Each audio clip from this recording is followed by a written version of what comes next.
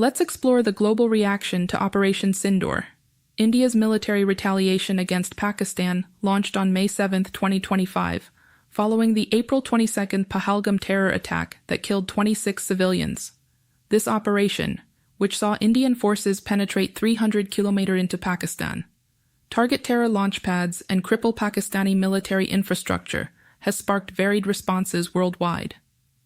The operation, concluding with a ceasefire on May 10th, showcased India's technological edge, with indigenous drones and precision strikes decimating terror hubs and Pakistani air defenses.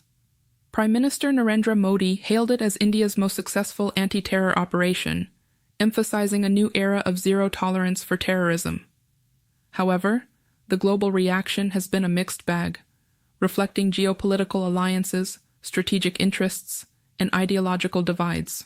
Western powers, particularly the United States, offered cautious support for India's right to self-defense, but expressed concern over escalation between two nuclear-armed neighbors.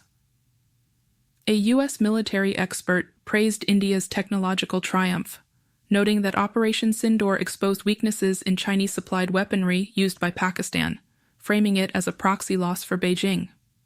However, some U.S. voices, like a post on X, called it a military disaster for India, suggesting it diminished India's global standing as a counterweight to China, a view that contradicts India's narrative of strategic success. European nations largely backed India's anti-terror stance. The UK and France, as UN Security Council members, welcomed India's diplomatic outreach, with 7 all-party delegations briefing global capitals on India's resolve. However, Colombia's response drew criticism from Indian MP Shashi Tharoor, who expressed disappointment over Bogotá's condolences for Pakistani losses rather than sympathy for Pahalgam victims, highlighting a perceived lack of solidarity against terrorism. In South Asia, Pakistan's Prime Minister Shehbaz Sharif called for dialogue on Kashmir and counter-terrorism, a shift in tone after Operation Sindoor's devastating impact. 160 casualties, including 3540 military personnel, and a 5-year setback to its air force.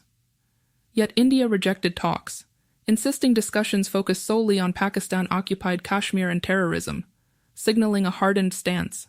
China, Pakistan's ally, remained silent on direct involvement, with India's CDS Anil Chauhan noting no unusual Chinese activity along the LAC during the conflict.